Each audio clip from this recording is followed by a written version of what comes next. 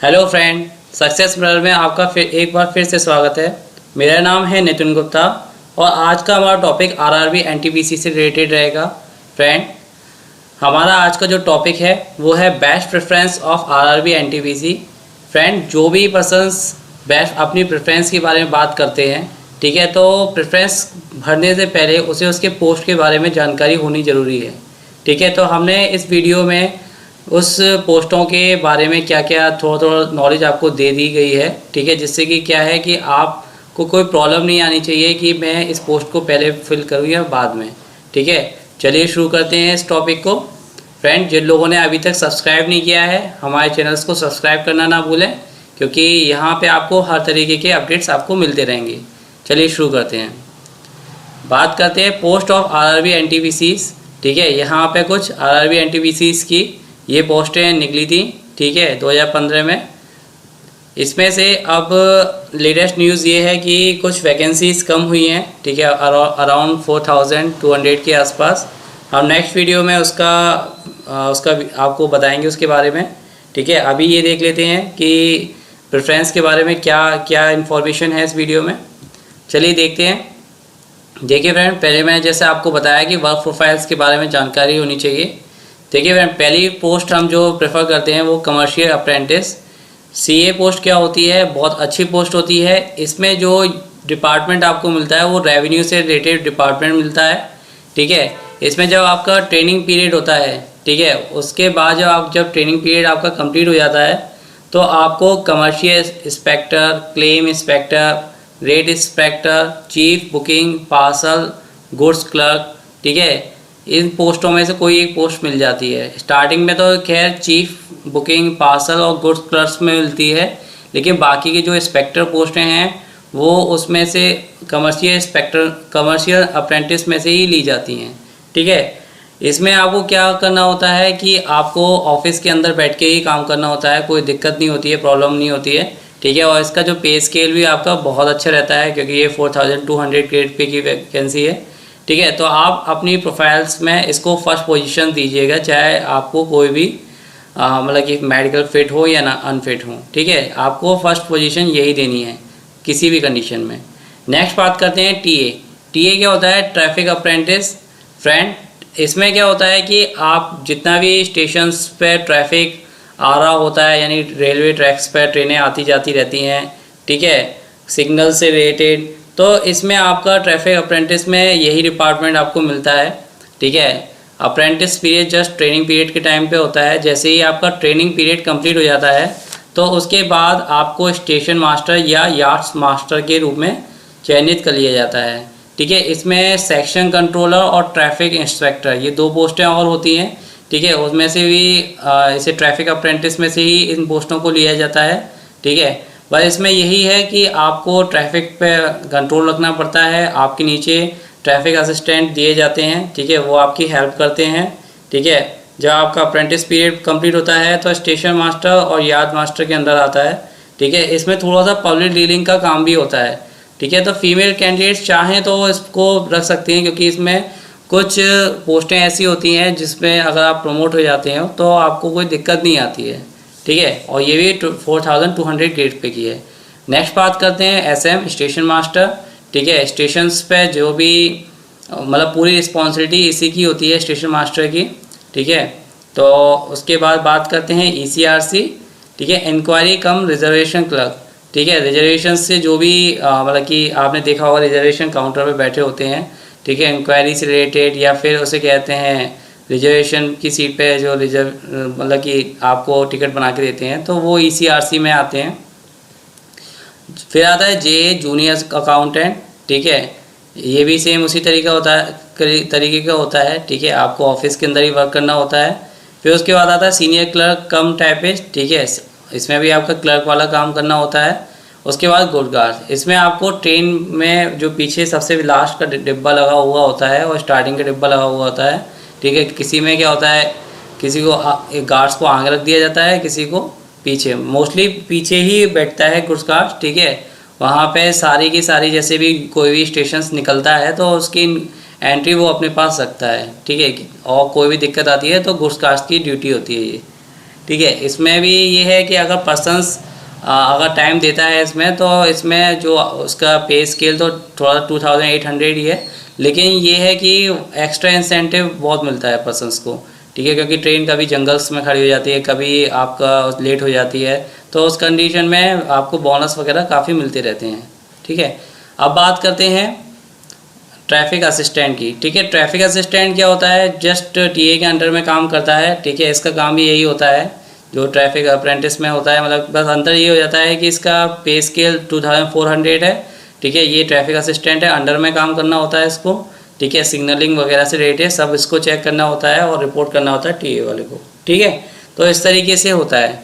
और ये अब बात करते हैं आरआरबी एनटीपीसी की जो पोस्ट हैं वो 2 कैटेगरी में डिवाइड की गई हैं। एक है कमर्शियल पोस्ट, ठीक है, जिसके अंदर हमारे commercial apprentice CA, junior accountant, ठीक है, ईसीआरसी और सीनियर क्लर्क, ये 4 पोस्टें आती हैं। अगर हम ऑपरेशनल पोस्ट की बात करें जो दूसरी नंबर पे होती है, इसके अंदर आपका ट्रैफिक अप्रेंटिस, ठीक है, स्टेशन मास्टर, ठीक है, गुड्स कार और ट्रैफिक असिस्टेंट, ये 4 पोस्टें होती हैं, ठीक है। इसमें क्या होता है कि इसमें थोड़ा बहुत पब्लिक डीलिंग तो होती ही है, साथ ही साथ आपको ये काफ़ी रिस्पॉन्सिबिलिटी वाली जॉब भी होती है। दोनों में आपको रिस्पॉन्सिबिलिटी तो रहती है, लेकिन जो ऑपरेशनल पोस्ट है उसमें ज़्यादा रहती है, ठीक है, क्योंकि इसमें आप बिल्कुल भी चूके तो प्रॉब्लम आ सकती है।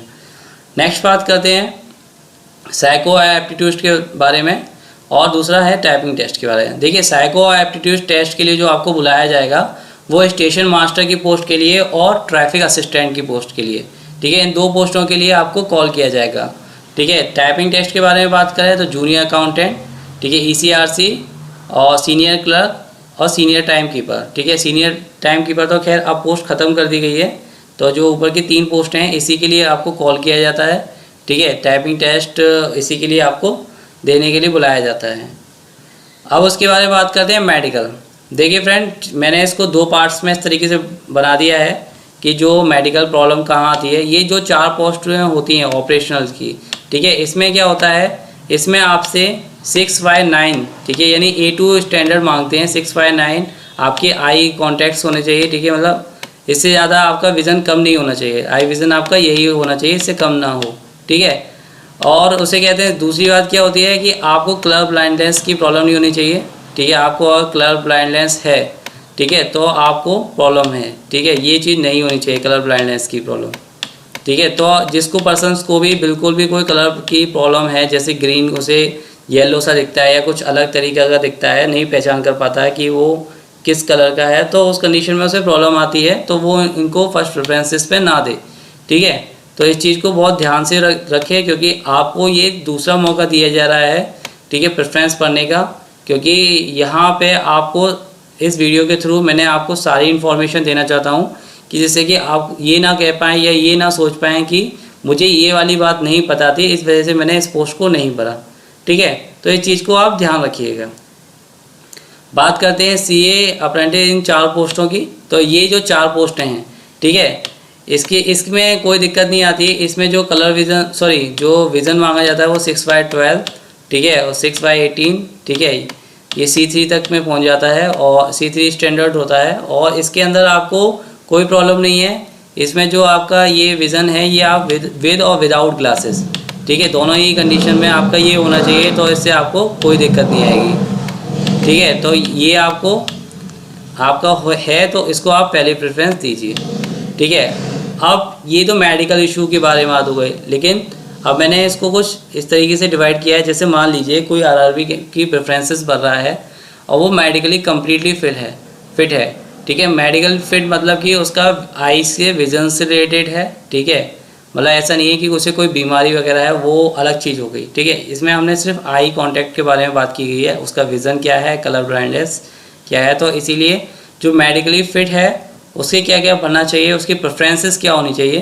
पहले वो सीए रखे, मेल कैंडिडेट है तो, फिर टीए रखे, फिर एसएम रखे, फिर जेए रखे, फिर ईसीआरसी, फिर सीनियर क्लर्क कम टाइपिस्ट, और फिर गुड्स कार्स, और फिर लास्ट में ट्रैफिक असिस्टेंट। मर्जी है, देखिए इन 2 पोस्टों के लिए आपके ऊपर डिपेंड करता है। बेसिकली क्या होता है कि जो मेल कैंडिडेट होता है उसे कोई प्रॉब्लम नहीं होती, ठीक है, वो पब्लिक डीलिंग भी कर सकता है, उसे कोई प्रॉब्लम नहीं है, क्योंकि गुस्साए हुए लोग कभी कभी आते हैं ऐसे पर्सन्स, ठीक है। जैसे ट्रेन बीच में आपकी रुक गई है, ठीक है, स्टेशन से आगे नहीं बढ़ रही है, तो स्टेशन मास्टर के पास ही पहुंचते हैं पब्लिक्स, ठीक है। उन्हें नहीं पता होता कि क्या बाकी किससे हमें बात करनी है, किससे नहीं करनी है, ठीक है। वो बस सीधे स्टेशन मास्टर को ही पकड़ने की कोशिश करते हैं, कि बात करते हैं, मतलब इस चीज़ को समझिए, ठीक है। अब पर्सन्स गुड गार्ड्स या ट्रैफिक असिस्टेंट में आप देख लीजिए आपको ज़्यादा कौन सा सूटेबल है, क्योंकि ट्रैफिक असिस्टेंट की सैलरी कम होती है, ठीक है। और लेकिन हालांकि बस ट्रैफिक असिस्टेंट का होने का फ़ायदा यही होता है कि इसे एक ही स्टेशन पे काम करना होता है, ठीक है। तो बस इस चीज़ को आप देख लीजिएगा और इसी के हिसाब से आप इन दोनों पोस्टों में से भरिएगा। ये सिर्फ इलाहाबाद वालों के लिए है ट्रैफिक असिस्टेंट, तो बस वही फोकस करें इस चीज़ पे, ठीक। तो ये बेस्ट प्रेफरेंसेस और मेडिकल फिट पर्सन्स के लिए। अब बात करते हैं फीमेल कैंडिडेट्स के लिए। फीमेल कैंडिडेट्स जो अपनी भरें पोस्ट हैं, वो पहले CA भरें, फिर TA भरें, फिर JA भरें, फिर ECRC भरें, फिर इसके बाद सीनियर क्लर्क कम टाइपिस्ट भरें, फिर स्टेशन मास्टर भरें, फिर TA भरें, ठीक है, फिर गुड्स कार्ड्स भरें, ठीक है।